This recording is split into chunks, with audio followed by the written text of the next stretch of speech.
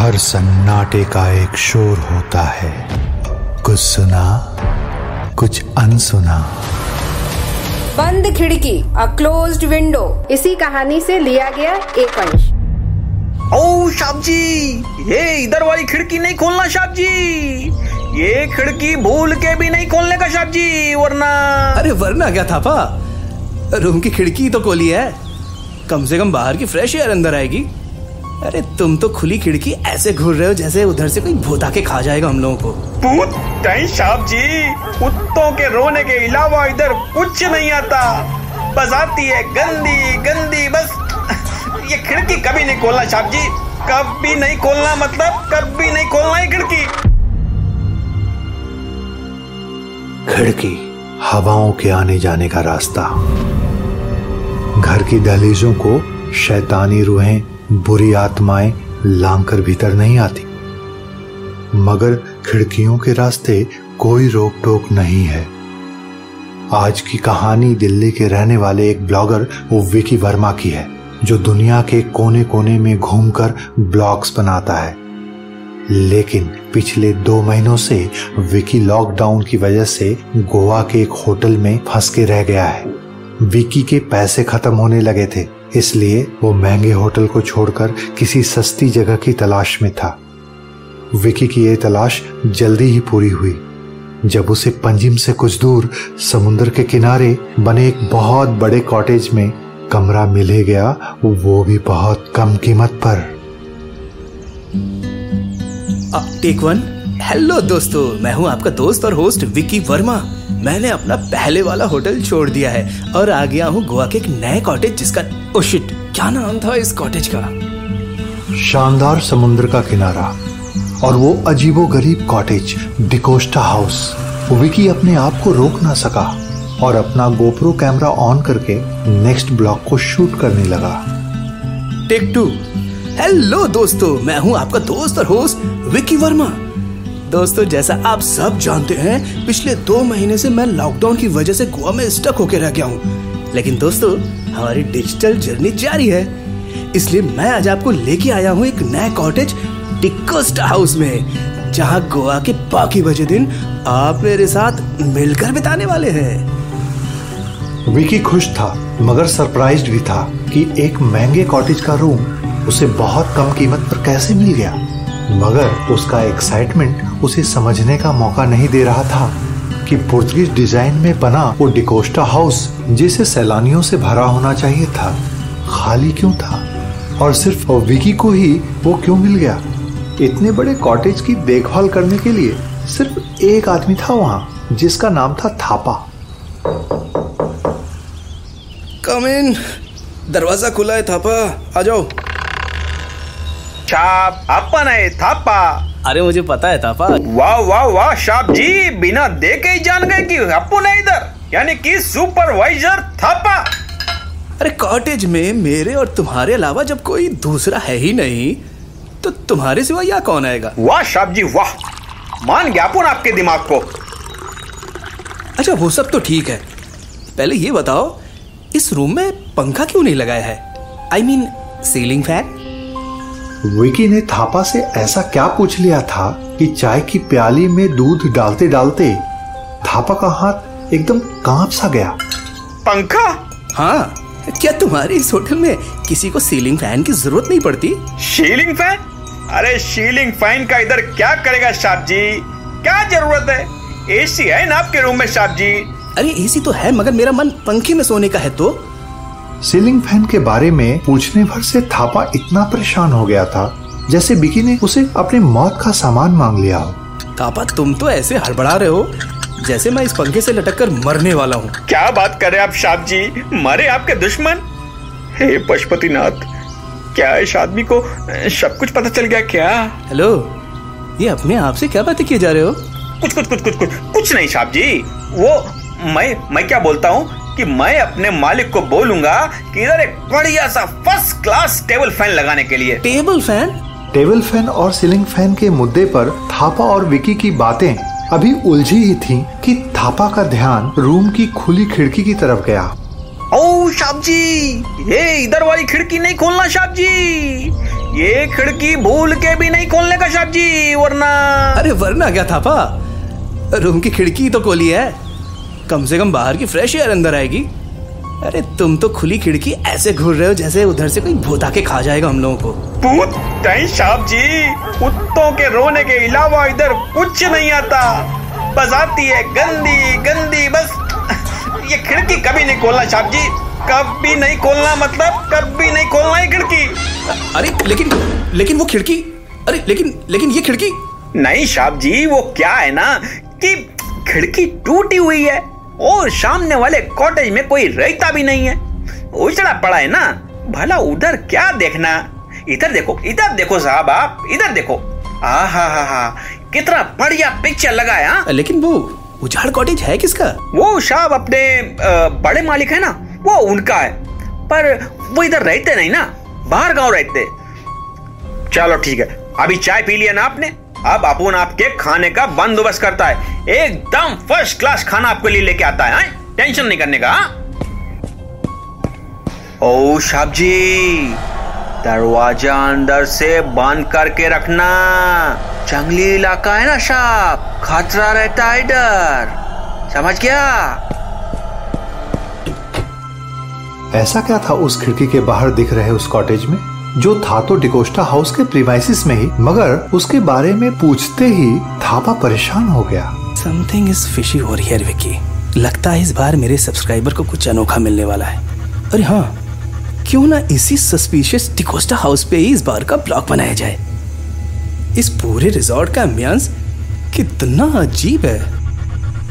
विकी का ध्यान पहली बार उस कॉटेज डिकोस्टा हाउस के रहस्यमयी वातावरण पे गया। स्विमिंग पूल, स्पा, सामने शानदार समुद्र का किनारा, इतनी सारी खूबियों के बावजूद भी ये उजाड़ क्यों पड़ा था? विकी फैसला कर चुका था कि वो अपने गोप्रो कैमरे के जरिए अपने व्यूअर्स को डिकोस्टा हाउस के कोने कोने में ले जाएगा। डिकोस्टा हाउस की हर वो बात रिकॉर्ड करेगा जो इस सुनसान कॉटेज को रहस्यमयी बना रही है। विकी अभी ये सब सोच ही रहा था कि एक लड़की के रोने की आवाज ने उसे चौंका दिया।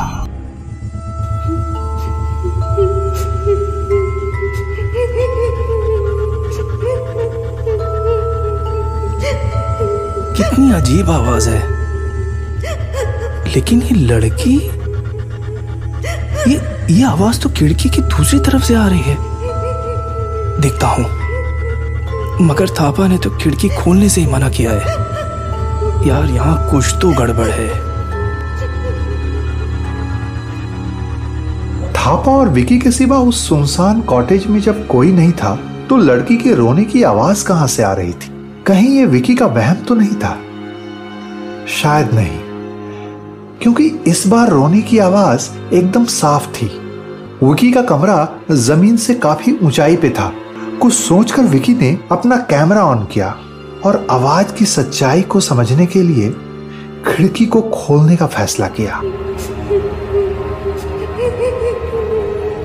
थापा चाहे जो भी कहे, मुझे तो इस खिड़की को खोलना ही होगा।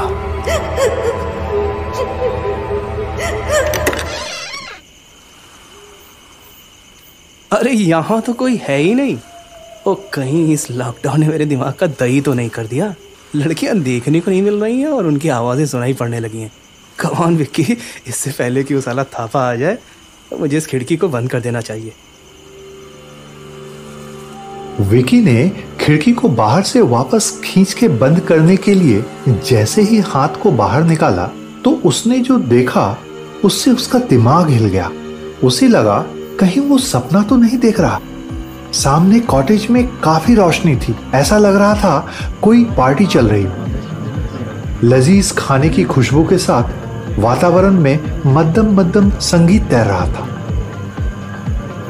ओ तेरी, इधर सूखा पड़ा है और भाई लोग उधर मस्ती कर रहे हैं। मगर ये कॉटेज तो आज शाम तक उजाड़ पड़ा था और इस समय यहाँ इतनी रौनक। अरे इसीलिए तो कहते हैं गोवा की नाइट लाइफ का कोई जवाब ही नहीं है। विकी का दिमाग अभी कुछ ज्यादा सोच भी नहीं पाया था कि उसका पूरा ध्यान किसी लड़की की खिलखिलाहट ने अपनी ओर खींचा।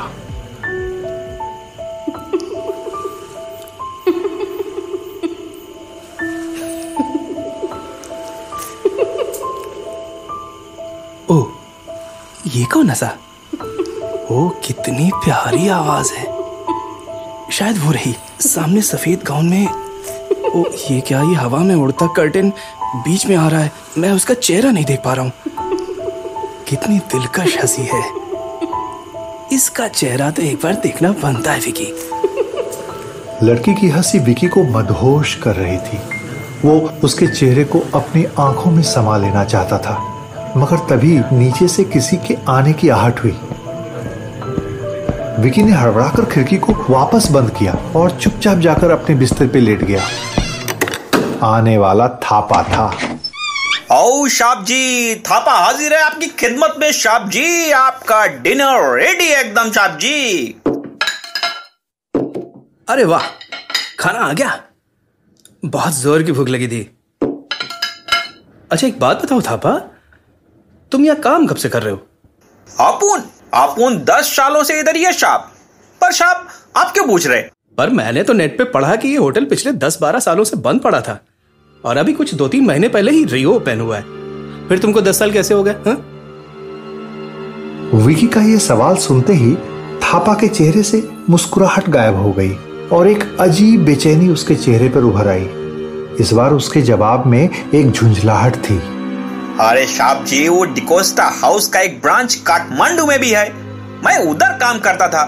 ये बात सही है कि 3 महीने पहले ये खुला ये होटल, तब से मैं इधर ही हूँ। आपको कुछ और पूछना है शायद? देखो, मैं यहाँ की सारी बातें अपने ब्लॉग के लिए रिकॉर्ड कर रहा हूँ, इसलिए आई होप तुम मुझसे झूठ नहीं बोलोगे। झूठ नहीं शाप जी, बिल्कुल नहीं। मैं आपसे काय को झूठ बोलूंगा? मैं अभी तक कुछ झूठ बोला क्या आपको?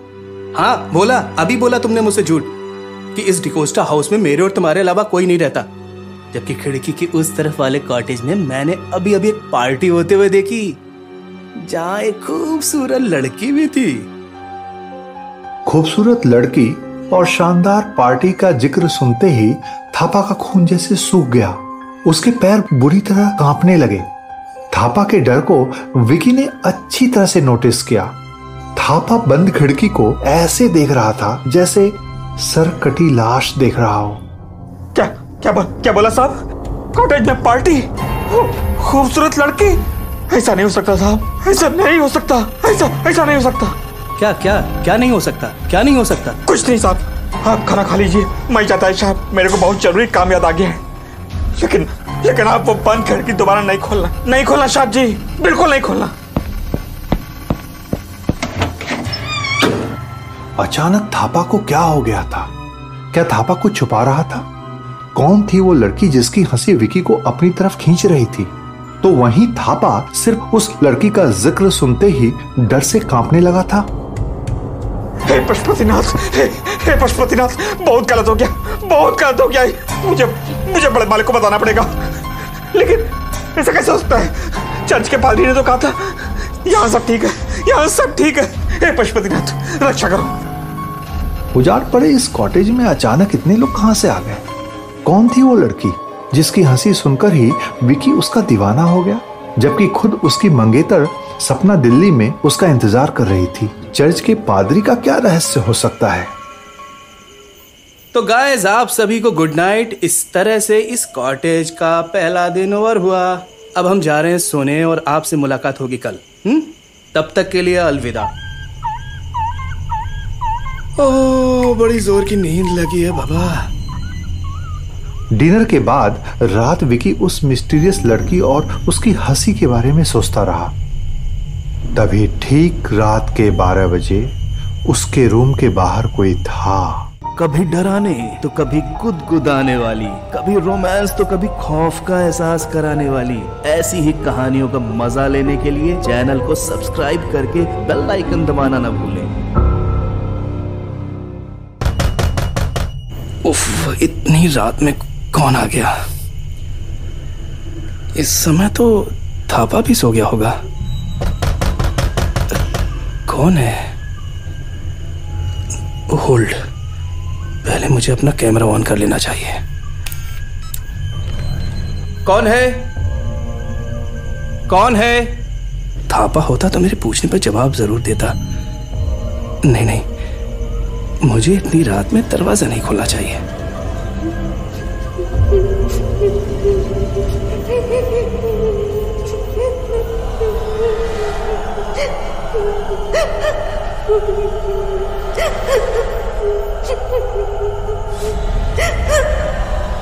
ओह, ये तो खिड़की के सामने वाली वही लड़की है जिसे मैंने आज शाम को ही देखा था।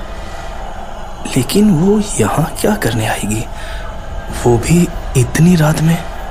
कौन है? दरवाजा खोलिए प्लीज, दरवाजा खोलिए, मुझे आपसे कुछ बात करनी है।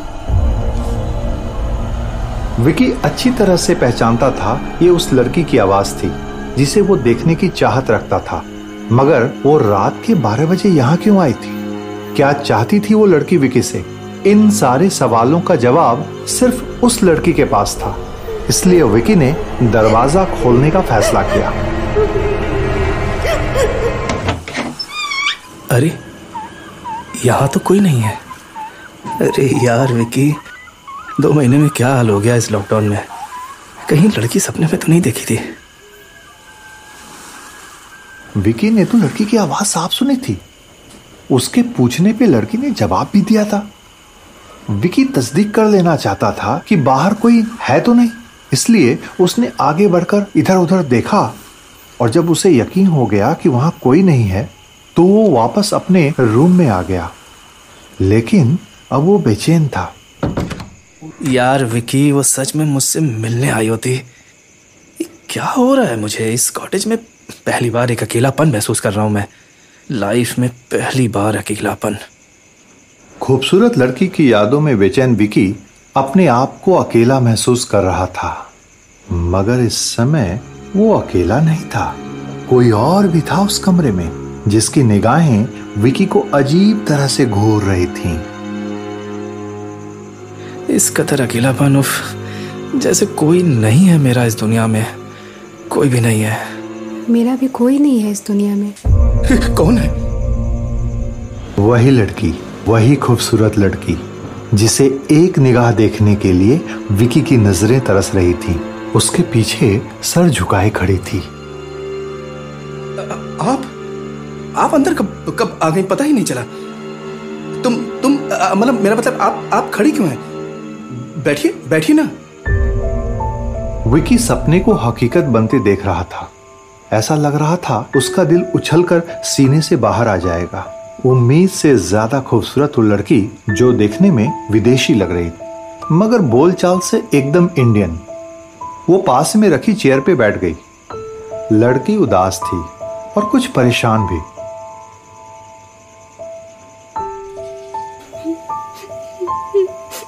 क्या हुआ आपको? आप कुछ परेशान से क्यों लग रही हैं? देखिए, अच्छा प्लीज आप पहले रोना बंद कीजिए। मैं कुछ मदद कर सकता हूँ क्या आपकी? मेरी मदद कोई नहीं कर सकता। मेरी मदद कोई नहीं कर सकता।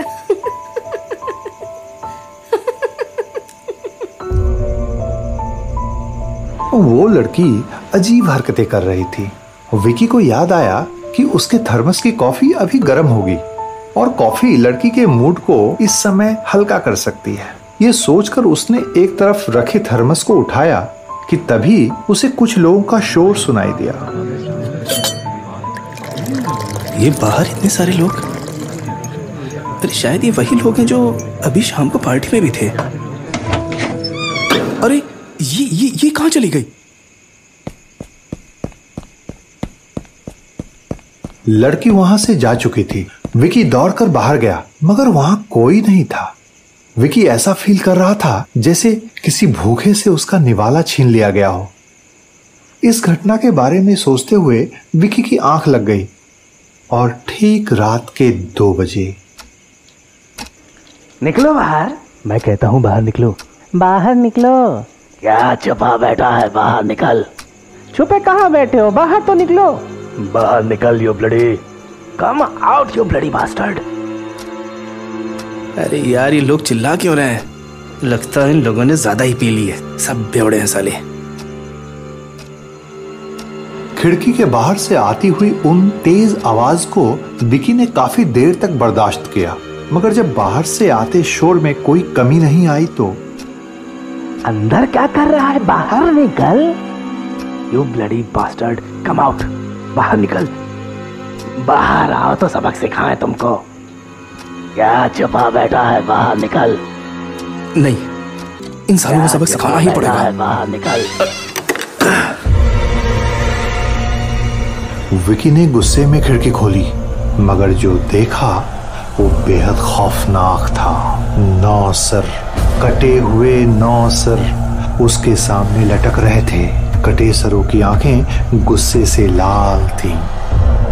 चले जाओ, चले जाओ, चले जाओ यहाँ से, जाओ जाओ जाओ जाओ, चले जाओ यहाँ से, गॉड, जाओ जाओ जाओ यहाँ से, जाओ, मैं मर जाऊंगा, जाओ यहाँ से, मैं नहीं देख सकता, नहीं देख सकता, जाओ यहाँ से, ले जाओ। विकी की मौत हार्ट अटैक से फौरन हो जाती अगर उसके कांपते हाथ खिड़की वापस बंद न कर लेते।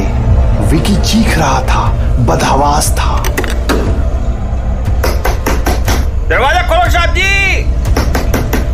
क्या हुआ?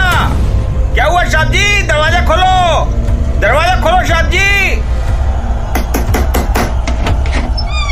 थापा, थापा, थापा, थापा, मैंने उधर कटे हुए सिर देखे, बहुत सारे कटे हुए सिर। कटा हुआ सिर? क्या बात करो साहब जी? हे पशुपतिनाथ, रक्षा करो।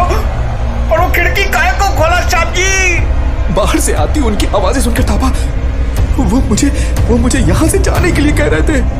थापा कुछ समझ नहीं पा रहा था, लेकिन उसे किसी भयानक अनहोनी का एहसास हो चुका था।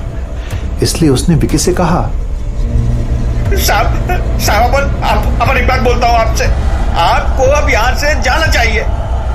सही कह रहे हो, कल ही यहाँ से चला जाऊंगा। मैं कल ही यहाँ से चला जाऊंगा। डर के साए में उस पूरी रात विकी सो नहीं पाया और उन कटे सरों के बारे में ही सोचता रहा। वो डिलेमा में था। इस कॉटेज को छोड़ने का मतलब था ट्रैवलिंग ब्लॉक के काम को अधूरा छोड़ना, और शायद वो उस खूबसूरत लड़की से कभी न मिल पाए। इसलिए उसने फैसला किया कि जाने से पहले वो कल इस पूरे कॉटेज को शूट करेगा और उस लड़की के बारे में पता लगाने की पूरी कोशिश भी। गुड मॉर्निंग साहब जी। Good morning Thapa. आपका चेहरा बता रहा है साहब जी कि आप पूरी रात सोए नहीं हैं। चिंता करने की कोई बात नहीं है साहब जी, मैंने बड़े मालिक से बात कर लिया है। आपके ठहरने का इंतजाम पास के एक शानदार होटल में कर दिया है। Don't worry. शानदार होटल? अरे तुम्हें तो पता है थापा कि लॉकडाउन की वजह से मेरा क्या हाल हो रखा है। उसकी चिंता मत करो साहब, आप जितने दिन भी होटल में रहोगे उसका खर्चा पानी सब हमारे साहब उठाएंगे। पर प्रॉब्लम यह है कि आपके होटल की बुकिंग शाम से, तब तक आप आराम से नहा धो करके एक बार समुद्र के किनारे किनारे सैर कर लो, समय यूं बीत जाएगा। और फिर आज की रात तो आपकी चमचमाते होटल के शानदार बिस्तर पे कटेगी साहब जी। हाँ, सब सेटिंग कर दिया अपन ने। इस कॉटेज का मालिक विकी को कहीं और शिफ्ट करने के लिए जल्दी में है, ये बात तो विकी समझ गया था, मगर वो उसके दूसरे होटल का खर्चा खुद क्यों उठाना चाह रहा था, ये बात विकी को अजीब लगी। उसके शक के बादल और घने हो गए। उसके दिमाग में ये शक पैदा हो गया कि इस कॉटेज का मालिक ही नहीं चाहता है कि उसके होटल का ब्लॉग बनाए। यहाँ चल रही रहस्यमयी घटनाओं के पीछे डिकोस्टा हाउस के मालिक का हाथ तो नहीं। थापा, ये रही रूम की चाबी। आज शाम तक तो यहीं रुकना है। उस बंद खिड़की वाले रूम में मुझे दम सा घुटने लगा है। रात का वो सीन, एनीवे, तब तक मैं समुद्र के किनारे सनसेट के कुछ अच्छे शॉट्स लेता हूँ। ठीक है साहब, आप बिंदास जाओ। वैसे भी आपका इस कॉटेज से दूर रहना अच्छा ही है। क्या कॉटेज से दूर रहना चाहिए? मैं समझा नहीं तुम्हारा मतलब। अरे साहब, वो मैं आपको इधर अजीब अजीब सी शक्ल वाले कटे कटे सर दिखते हैं ना, चेहरे दिखते हैं, तो मैं इसके लिए बोला साहब। थापा की बातों को बेसिर पैर का समझ के विकी अपने कैमरे को लेकर शांत पड़े समुद्र की ओर निकल पड़ा। अभी रात होने में काफी वक्त था। इधर विकी के जाते ही थापा के चेहरे पे एक अजीब सा सुकून आ गया। बाबा रे बाबा, जल्दी से शाम हो पशुपतिनाथ, ये शाप जी यहाँ से जाए तो मेरे दिल को सुकून मिले। ए सूरज देवता, सूरज जल्दी डूब जाओ। वाह, डूबते सूरज का क्या शानदार नजारा है। विक्की, गोवा की ये जगह अभी तक तुमसे बची कैसे रह गई? लेकिन कैसे बोलूं कि रात मेरे साथ क्या हुआ था यहाँ पे, डैम कुछ समझ में नहीं आ रहा है। एनीवे, अब कुछ घंटों की बात है, उसके बाद तो मैं यहाँ से चला ही जाऊंगा। विक्की, फटाफट अपना काम खत्म करना चाहिए। हाँ, 1 2 3 टेक 1। हेलो दोस्तों, कल की भयानक रात के बाद एक शानदार सुबह। जरा देखिए क्या खूबसूरत नज़ारा है। यकीन नहीं आ रहा है, कल जो आपने देखा वो भी एक हकीकत थी, और जो आज सामने आप देख रहे हैं वो भी एक हकीकत है, एक खूबसूरत हकीकत। कुछ ही देर में विकी के ब्लॉग का काफी काम खत्म हो चुका था। उसने सोचा कि एडिटिंग का काम वो अपने नए होटल में पहुंच के करेगा। विकी अपने नए शानदार होटल में ठहरने को लेकर एक्साइटेड तो था, मगर उसे अफसोस था कि शायद अब वो कभी उस लड़की को नहीं देख सकेगा। तभी सामने पुराने पड़े एक खंडहर नुमा लाइट टावर की ऊपरी हिस्से में उसकी नजर गई, जहां वो खूबसूरत लड़की उदास बैठी थी। ओह गॉड, इस समय मैं कुछ और मांगता तो शायद मुझे वो भी मिल जाता। इस लड़की का इस तरह मेरी जिंदगी में आना, गॉड कुछ तो इंडिकेशन दे रहे हैं। विकी लड़की की तरफ बढ़ने लगा। उसे पक्का यकीन हो गया था कि ऐसे रोमांटिक जगह पे कोई खूबसूरत लड़की अगर अकेली है तो मुमकिन है उसकी जिंदगी में कोई साथी ना हो। ये सोचकर कि इस लड़की का हमसफर बनना नसीब की बात होगी, विकी रोमांच से भर जाता है। पुरानी सीढ़ियों को चढ़ते हुए विकी जब ऊपर पहुंचा तो वो लड़की उसे कहीं भी नहीं दिखी। अरे ये कहाँ चली गई? यहीं तो थी, लेकिन नीचे जाने का रास्ता तो एक ही है। लगता है वो टावर की दूसरी तरफ चली गई। मैं उधर जाके देखता हूँ।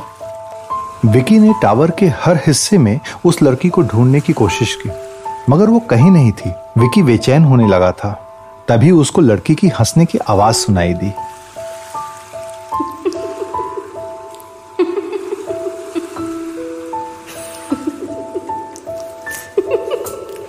Hello, are you there? मुझे आपकी आवाज सुनाई दी। देखिए, इस तरह से मत हंसिए, लगता है आपको मुझे परेशान करने में मजा आने लगा है। मैं यही तो हूँ, आप मुझे नहीं देख पा रहे हैं। इधर, इस तरफ। विकी का दिल जोरों से धड़क उठा था जब उसने अपने सामने उस लड़की को देखा जिसे देखने के लिए वो मरा जा रहा था। वो लड़की जिसकी आंखें विकी को प्यार से देख रही थी, जैसे अपने पास बुलाकर वो विकी की बाहों में समा जाना चाहती हो।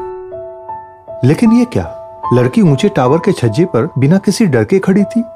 उसकी आंखों में खोया विकी कब जाके उसके पास खड़ा हो गया उसे पता भी नहीं चला, मगर इससे पहले उसका एक और कदम उसे नीचे समुंदर के लहरों में फेंक देता, एक चीरती हुई आवाज ने उसे झकझोर दिया। ओए हीरो, मरना है क्या? साला भैंस की आंख, नीचे उतर। ये कौन चिल्लाया? ओह माय गॉड, मैं इतनी ऊंचाई पर कैसे आ गया और कब आ गया मुझे पता ही नहीं चला। नीचे इतनी गहरी खाई। स्पाइडरमैन बन रहा है क्या रे? तेरे को मैं उड़न छू करता हूँ अभी। अरे ये कहाँ चली गई? लगता है इस पुलिस वाले की आवाज सुन के वो लड़की अपने बारे में बिना कुछ बताए फिर से चली गई। लेकिन ये पुलिस वाला मुझ पर इतना चिल्ला क्यों रहा है?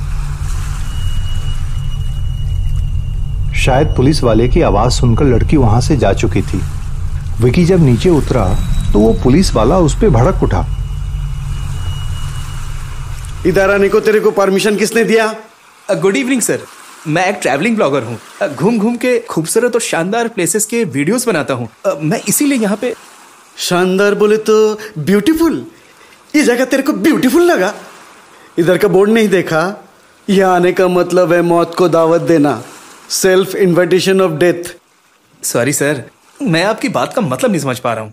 जिनको अपनी जान देनी होती है ना, उनका ये फेवरेट प्लेस है, ये वॉच टावर। क्या तुम भी यहाँ सुसाइड करने आए हो? क्या क्या बात कर रहे हैं सर आप? You mean to say this watch tower is suicide point? अपन भी यही बोल रहा था। अच्छा एक बात बता, ठहरे किधर हो तुम? जी सर, ये पास के डिकोस्टा हाउस में। तू डिकोस्टा हाउस में ठहरा है? होटल का नाम सुनते ही पुलिस वाला सकते में आ गया। तुमको और कोई जगह नहीं मिली डिकोस्टा हाउस के अलावा? अरे वो क्या है ना सर, थोड़ा बजट फ्रेंडली था इसलिए मैं। लेकिन आप ऐसे क्यों पूछ रहे हैं? बजट फ्रेंडली तो तब रहेगा जब तू जिंदा रहेगा। ये आप क्या कह रहे हैं सर? पिछले कुछ सालों में पणजी के इस इलाके में 9 जवान लोगों ने सुसाइड किया। 3 ने अपने रूम के पंखे से लटक कर, 4 इधर टावर से कूद गए और 2 लोगों ने अपना गला अपने हाथों से काट लिया। स्ट्रेंज, जवान लड़कों के सुसाइड करने के पीछे कुछ तो रीजन होगा सर। इन्वेस्टिगेशन जारी है, कभी ना कभी रीजन भी पता चल जाएगा। लड़कों के सुसाइड के तरीके भले अलग अलग हो, पर उन लड़कों के साथ एक चीज बिल्कुल कॉमन थी। जानना चाहते हो वो कॉमन चीज क्या थी? भला मैं कैसे जानूंगा सर? डिकोस्टा हाउस, वही डिकोस्टा हाउस जहां तुम रुके हुए हो। मरने वाले सारे 9 लड़के इस डिकोस्टा हाउस में ठहरे थे। डिकोस्टा हाउस में? ओह गॉड, ये क्या कह रहे हैं आप सर? साला ना जाने कितने बार इस मनुष्य डिकोस्टा हाउस को बंद कराने की कोशिश की, मगर इस होटल का मालिक पैसे के दम पर हर बार ऊपर से परमिशन ले आता है। पुलिस ऑफिसर की बातें विकी के कानों में गर्म पारे की तरह उतरती चली गई। क्या वो लड़की विकी को उस टावर से नीचे गिरा देने का इरादा रखती थी? क्या डिकोस्टा हाउस में हुई जवान लड़कों की मौत के पीछे भी उसी लड़की का हाथ था? डिकोस्टा हाउस के अंदर कौन सा खेल चल रहा था?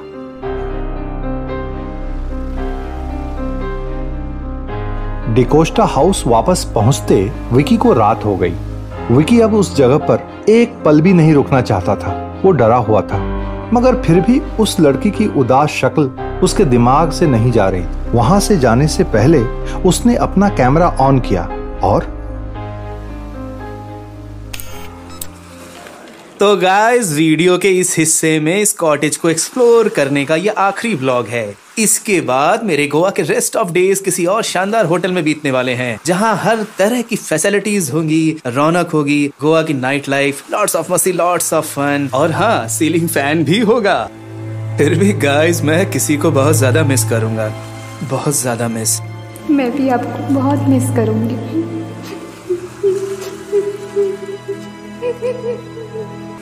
फिर से उस लड़की की आवाज।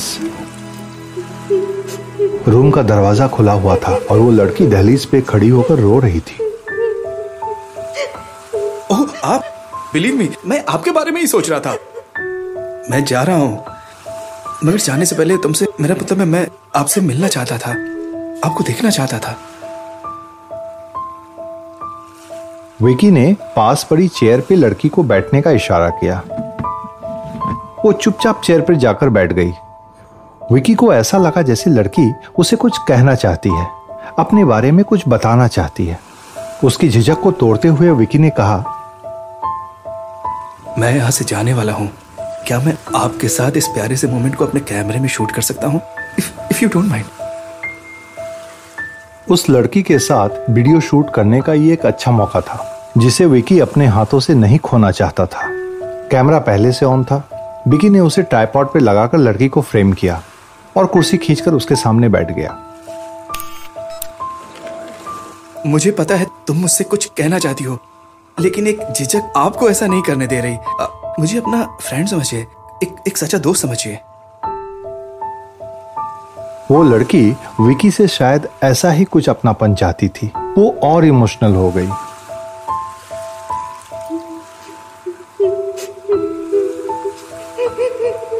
अरे, आप तो रोने लग गई। प्लीज, आपको रोते हुए देखकर मुझे अच्छा नहीं लगता है। कुछ तो बोलिए, लेकिन चुप हो जाइए। आपके इस खूबसूरत चेहरे के पीछे छुपे दर्द को मैं जानना चाहता हूँ। आप मेरे बारे में जानकर क्या करेंगे? मासूम आवाज थी उसकी, उतनी ही मासूम जितना मासूम उसका चेहरा।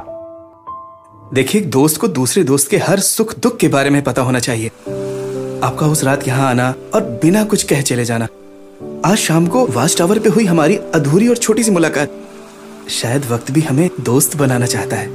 इस दुनिया में मेरा कोई दोस्त नहीं, कोई दोस्त नहीं है मेरा इस दुनिया में। जिस दिन मैं यहाँ आया था, उस रात आपके कॉटेज पर तब शानदार पार्टी हो रही थी। अरे, आपको दोस्तों की क्या कमी है? वो सब एक अधूरे सपने की तरह है। जागती आंखों से उन सपनों को सिर्फ याद किया जा सकता है, महसूस नहीं किया जा सकता। पर मैं तो एक हकीकत हूं ना, जीती जागती हकीकत। आप मुझे अपना दोस्त बना के उस दर्द को बांट सकती हैं जो इतनी खूबसूरत आंखों में आंसू ले आता है। विकी की बातें उस खूबसूरत बला पे जादू सा असर कर रही थी। उस लड़की ने बहुत खूबसूरत अंदाज से विकी को देखा।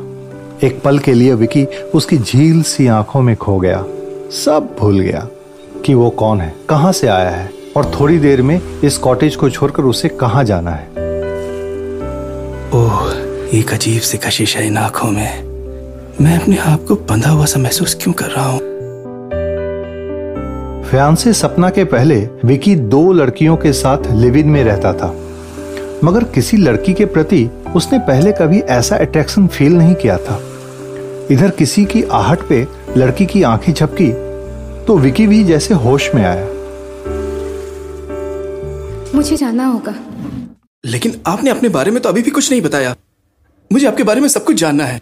अगर आपको मेरे बारे में जानना ही है तो आज रात 12 बजे इस खिड़की के सामने वाले कॉटेज में आइएगा। वहाँ आपको मेरे बारे में हर बात जानने मिलेगी और हो सकता है आपको एक सच्चा दोस्त भी मिले। अरे लेकिन कम से कम अपना नाम तो बता दीजिए। सब पता चल जाएगा। मैं आपका इंतजार करूंगी। हो सकता है मेरी उदासी का आज आखिरी दिन। विकी की उस लड़की के बारे में जानने की छटपटाहट अब जानलेवा हो चुकी थी, लेकिन इधर डिकोस्टा हाउस छोड़ने का समय आ चुका था। डैम, रात के 12 बजे तक कैसे रुकूं? मुझे तो अभी इस कॉटेज को छोड़ना है। उस लड़की से दूर होने का ख्याल ही विकी को डरा रहा था। उसे अब अपने जीवन में किसी और लड़की की जरूरत नहीं थी। अब वही लड़की उसकी मंजिल थी जिसके बारे में वो आज सब कुछ जान लेना चाहता था। नहीं, मैं इस लड़की से मिले बगैर नहीं जाऊंगा। मुझे कुछ करना होगा, कुछ सोचना होगा। मुझे ऐसा कोई रीजन जिसकी वजह से मैं वापस इस कॉटेज में आ सकूं।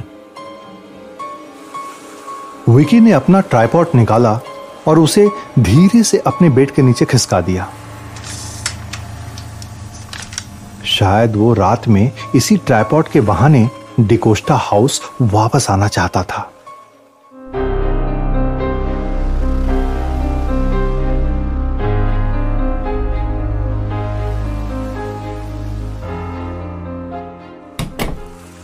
Thank you so much Thapa, तुमने मेरा बहुत अच्छा साथ दिया और ये ब्लॉग बनाने में तुमने मेरी बहुत मदद की। इसे रखो। ओह शाब जी, 2000 का नोट। थैंक यू शाब जी, थैंक यू वेरी मच शाब जी। लेकिन शाब जी, अब आपको और अंधेरा नहीं करना चाहिए। यहां से फौरन निकलना चाहिए। हाँ चलो शाब जी।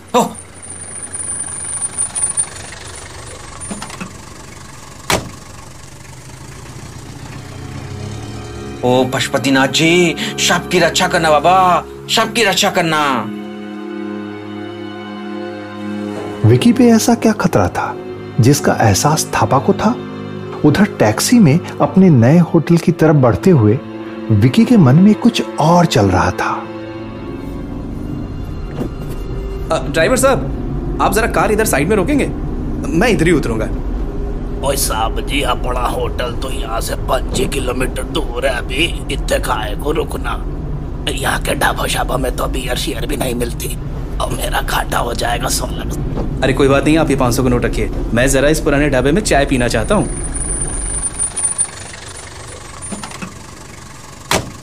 ऐसे विश सर जी, गोवा में आप बियर पियो या चाय पियो, अपन को कौन सा टैक्स भरना है? सच ने काला। ढाबे पे विकी का चाय पीना तो महज एक बहाना था, बल्कि उसे यहीं रुककर 12 बजे का इंतजार करना था। उसे यकीन होने लगा था कि जिसे वो अपना जीवन साथी बनाने की सोच रहा है वो भी उसे उतना ही पसंद करती है। ऐसा क्यों लग रहा है कि घड़ी स्लो हो गई है? अभी तक 8 ही नहीं बजे। समय ने बीतने में बहुत समय लिया। जब विकी की घड़ी में रात के 12 बजे तो रोमांस के एक्साइटमेंट के साथ विकी के पैर वापस उस सुनसान डिकोस्टा हाउस की तरफ बढ़ चले।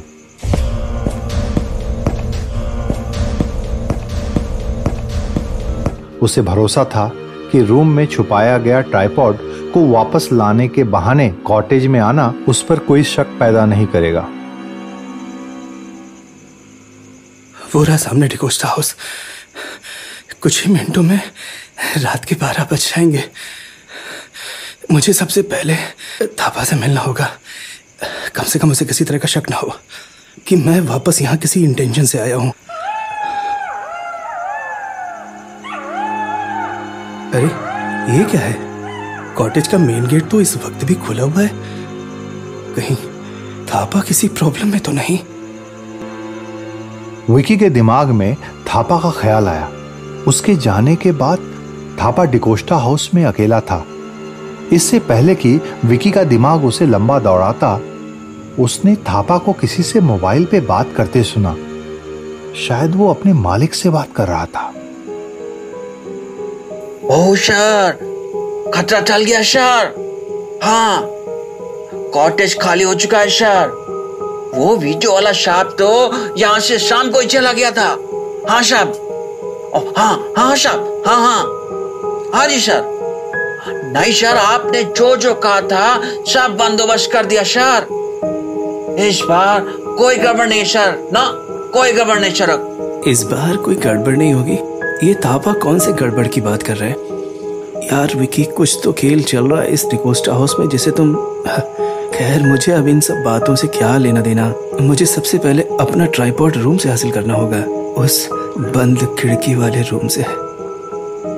कॉटेज और उसके रहस्य को जानने का विकी का अब कोई मकसद नहीं था, इसलिए वो पहले होटल के अपने रूम में जाकर वहां छुपाए गए अपने ट्राइपॉड को हासिल करना चाहता था। वो अपने रूम की ओर बढ़ा कि तभी दूर चर्च की पुरानी घड़ी ने 12 बजे का घंटा बजाया। ओह, 12 बज गए। ट्राइपॉड लाने के लिए रूम में बाद में जाना चाहिए। अरे, कॉटेज की उस विंडो पे कौन है? ओह, ये तो वही है।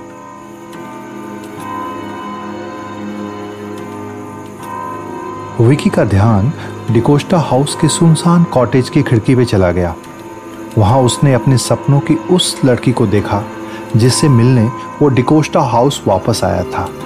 सब कुछ भूलकर विकी के पैर कॉटेज की तरफ बढ़ चले।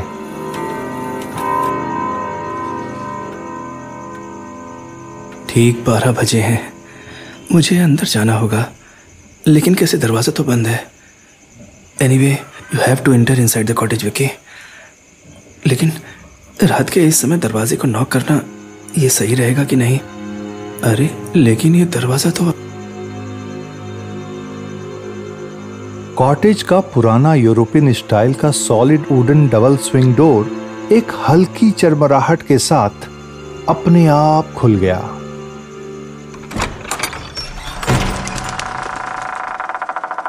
स्ट्रेंज, ये डोर तो अपने आप ही ओपन हो रहा है।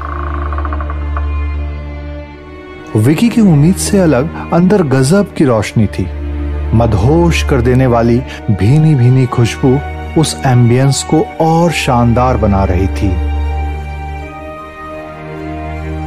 माय माय माय, बाहर से जितना स्कैरी लगता है ये कॉटेज, अंदर से तो उतना चकाचौंध से भरा है। यकीन नहीं आ रहा है। मुझे अंदर जाना चाहिए।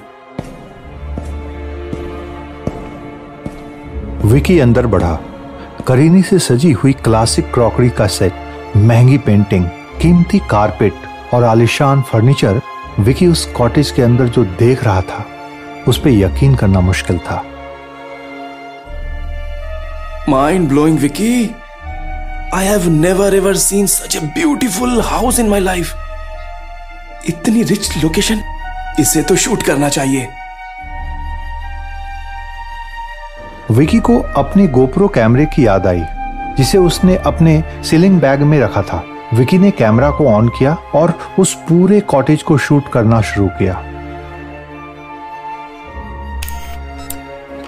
हेलो गाइस, यकीन नहीं आ रहा है ना दोस्तों? ये वही जगह है, वही कॉटेज है जिसे मैं पहले भी आप लोगों को बाहर से दिखा चुका हूं।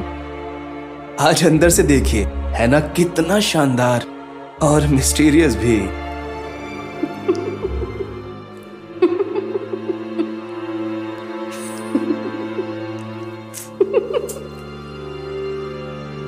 हंसी सुनकर विकी को जैसे होश आया कि वो यहाँ किसी से मिलने आया है। एक खूबसूरत लड़की जो आज उसे अपने बारे में सब कुछ बताने वाली है। विकी ने घुमावदार सीढ़ियों पे खड़ी उस लड़की को अपनी ओर देखकर हंसते हुए पाया।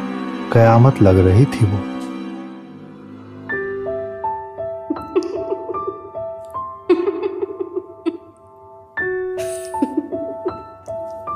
मैं आ गया, जैसा आपने कहा था, ठीक 12 बजे।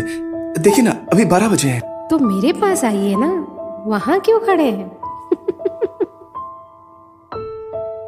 वो लड़की इशारे से विकी को बुलाकर अपने पीछे कई छोटे बड़े कमरों को पार करती एक बड़े हॉल में ले आई।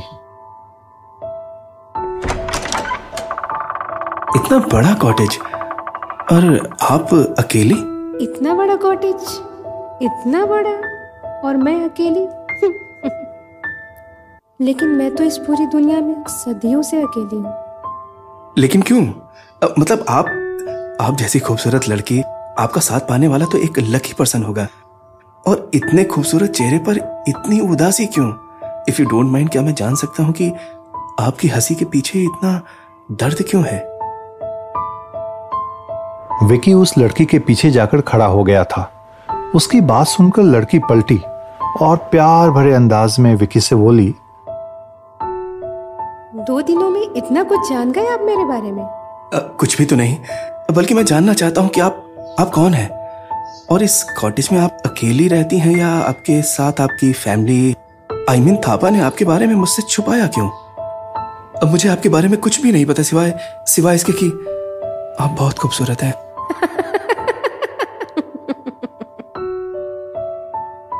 विकी इस दिलकश रात को बीतने से पहले उस लड़की के बारे में सब कुछ जान लेना चाहता था।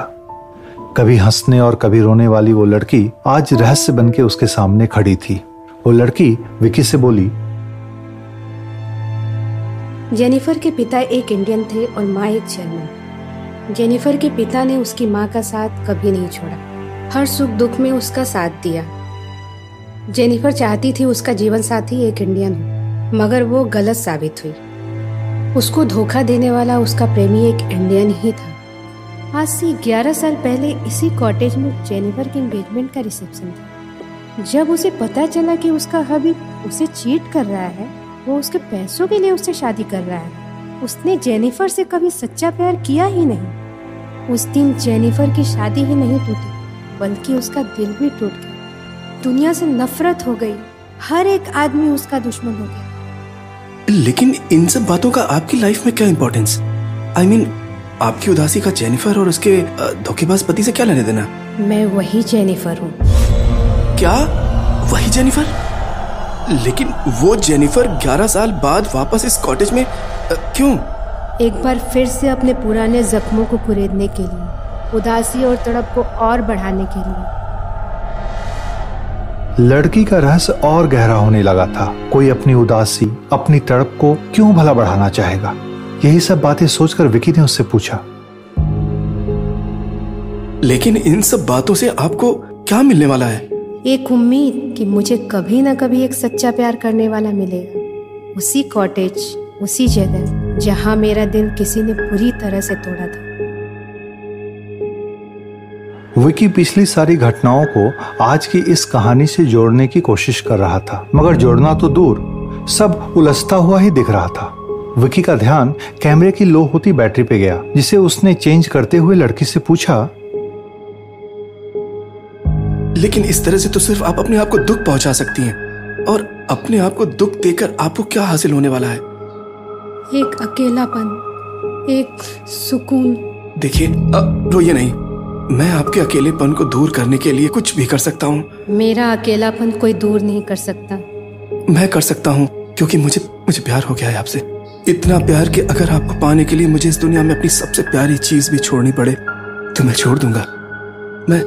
मैं शादी करना चाहता हूँ आपसे। लड़की का चेहरा पहली बार एक उम्मीद से चमक उठा, लेकिन जल्दी ही फिर से एक मायूसी ने उसे घेर लिया। जैसे उसे विकी की बात पे यकीन तो था, मगर अपनी किस्मत पे भरोसा नहीं।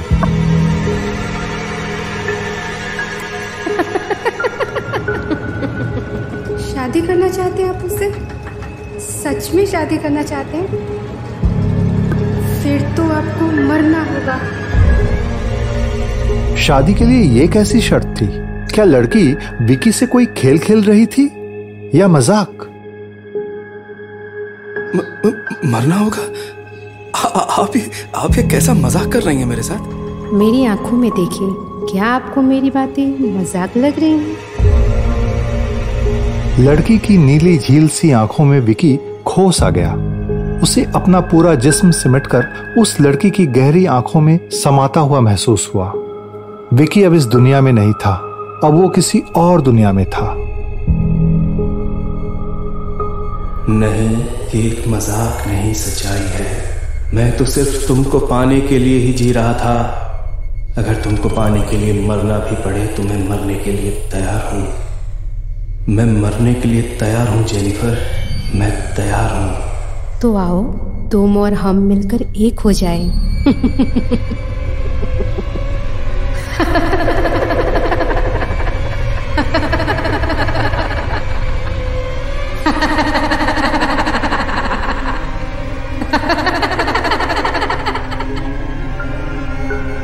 ये क्या? अचानक उस खूबसूरत लड़की का जिस्म सड़े हुए मांस के लोथड़े में तब्दील हो गया, जिस पे हजारों कीड़े रेंग रहे थे, मगर विकी अभी भी उसके सम्मोहन में था। मैं तैयार हूं जेनिफर, मैं तैयार हूं। तुमसे पहले कई लोगों ने मुझे पाना चाहा, मगर अपनी जान देके भी मेरे दिल को सुकून नहीं दिला सके। मुझे यकीन है तुम मुझे मायूस नहीं करोगे, अपनी जेनिफर का दिल दोबारा नहीं तोड़ोगे, जैसा बंद खिड़की वाले कमरे में ठहरने आए उन तमाम लड़कों ने किया। तो क्या वो 9 कटे हुए सर और उनकी मौत के पीछे यही खूनी चुड़ैल थी? वो सर पिछली रात विकी को खिड़की के रास्ते डराने नहीं, बल्कि उसे चेतावनी देने आए थे। चले जाओ, चले जाओ, चले जाओ यहाँ से, जाओ जाओ जाओ, चले जाओ, जाओ जाओ जाओ यहाँ से, जाओ यहाँ से, ले जाओ। यकीनन इन्हीं आवाजों को सुनकर विकी और घबरा गया था। इधर वो चुड़ैल और भयानक हो चुकी थी। आज मिलन होगा मेरा और तुम्हारा, तुम्हारे और मेरे बीच की ये जिस्म की दीवार आज टूटकर गिर जाएगी।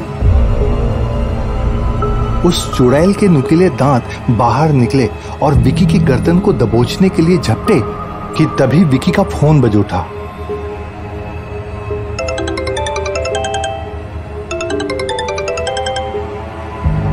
विकी का सम्मोहन कुछ देर के लिए टूटा और उसकी नजर सामने खड़ी उस चुड़ैल पे पड़ी।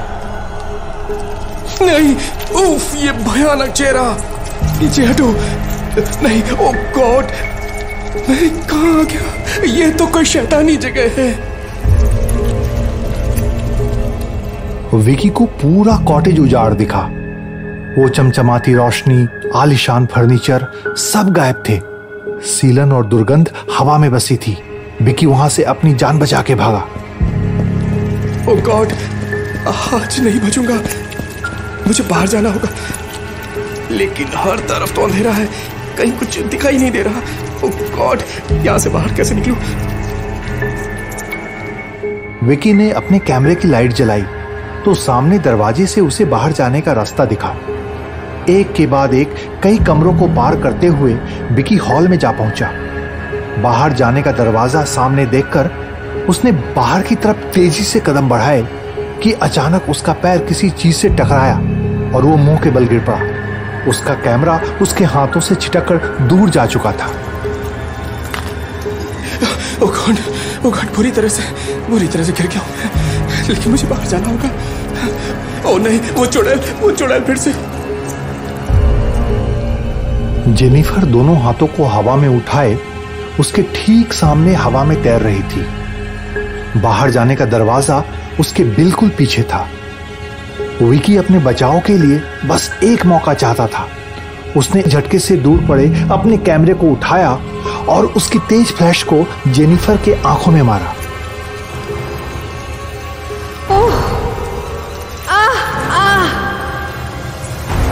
हटाओ ये चमक मेरी आंखों से।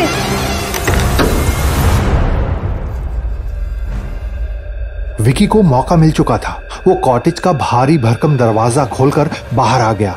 शायद विकी अपने पूरे जीवन में इतना तेज कभी नहीं भागा। उसके पैर तभी रुके जब वो डिकोस्टा हाउस से बहुत दूर मेन रोड पे आ चुका था।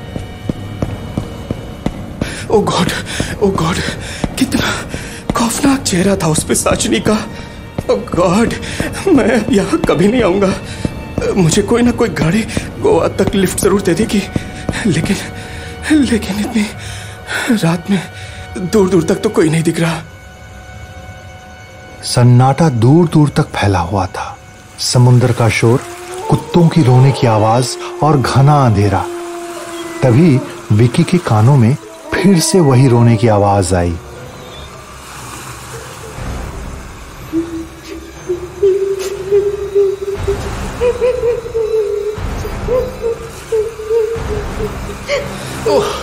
फिर से वही आवाज। मैं इसे नहीं सुन सकता। मैं इसे नहीं सुनना चाहता। मैं इसे नहीं सुनना चाहता। नहीं, मैं इसे नहीं सुनना चाहता। कानों में हाथ रखने के बावजूद भी विकी को जेनिफर की रोने की आवाज सुनाई दे रही थी।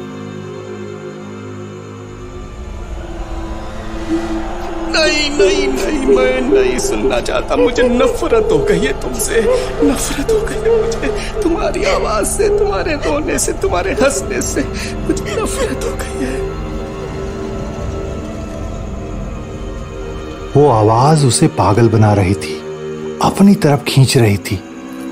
उसे जेनिफर का वही झील सी नीली आंखों वाला चेहरा दिखाई दे रहा था। मेरी मदद कोई नहीं कर सकता। इस दुनिया में मेरा कोई दोस्त नहीं।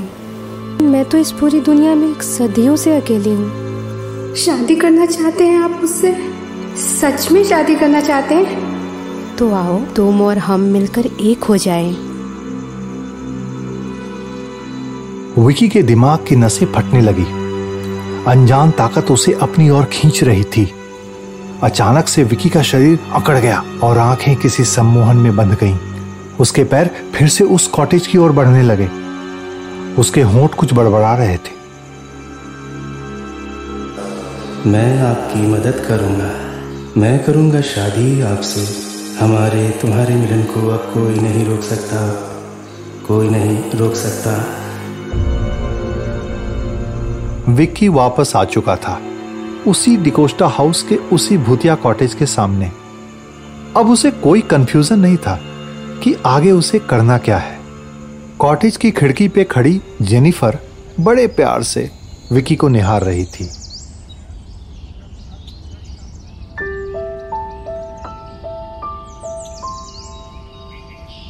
कयामत की रात बीत चुकी थी।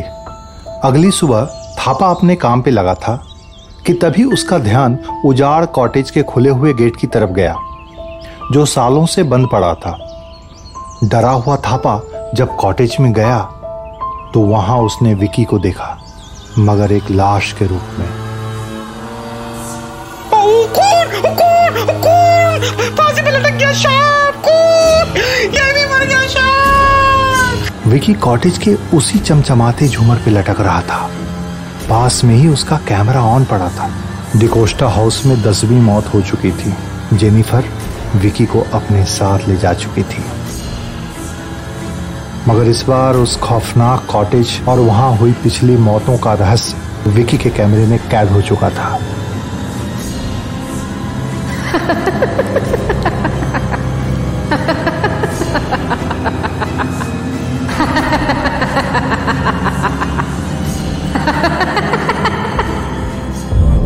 जेनिफर ने आज से 11 साल पहले इसी कॉटेज में आत्महत्या की थी, प्यार में धोखा खाने के बाद। तब से उसकी आत्मा भटक रही थी। उसे यकीन था कि उसे कोई ना कोई सच्चा प्यार करने वाला मिल ही जाएगा। इसलिए पिछले 10 सालों से वहां रुकने वाले जवान लड़कों को सम्मोहित करके जेनिफर उनको अपने प्यार में इस कदर उलझा लेती थी कि वो लड़के मरी हुई जेनिफर को पाने के लिए अपनी जान दे देते थे। जेनिफर को इससे बहुत सुकून मिलता था। लेकिन लोगों की आत्महत्या करने की वजह से वो डिकोस्टा हाउस बंद हो गया और धीरे धीरे उजाड़ भी। पिछले कुछ महीने पहले ही चर्च के पादरी के अनुष्ठान के बाद डिकोस्टा हाउस फिर से खुला। सबको ये यकीन था कि अब किसी की मौत नहीं होगी, लेकिन इस बार जेनिफर की एक 11 साल पुरानी कहानी और विकी की मौत के पीछे के रहस्य सबके सामने आने वाले थे, जो एक सच्चाई बनकर विकी के कैमरे में कैद हो चुका था।